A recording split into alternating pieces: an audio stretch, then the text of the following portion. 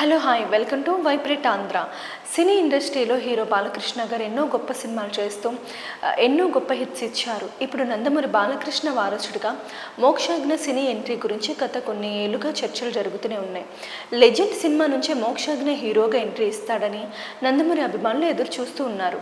అయితే అదేమీ జరగలేదు. దీనికి తోడు మోక్షాగ్ని కాస్త బొద్దుగా మారడంతో అసలు సినిమాలోకి వస్తాడా అని కొంతమంది అనుమానాలు వ్యక్తం చేశారు.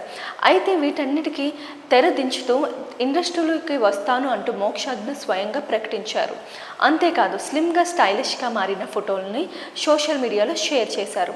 వీటిని చూసిన నందమూరి ఫ్యాన్స్ ఫుల్ ఖుషి అవుతున్నారు. అయితే ఏ డైరెక్టర్తో మోక్షాగ్ని లాంచ్ చేస్తారని అభిమానులు కూడా ఎదురు చూస్తున్నారు. హనుమాన్తో పాన్ ఇండియా రేంజ్లో ఫేమస్ అయిన ప్రశాంత్ వర్మ చేతుల మీదుగా మోక్షాగ్ని ఎంట్రీ ఇస్తేనే బాగుంటుందని బాలయ్య గారు భావిస్తున్నారంట.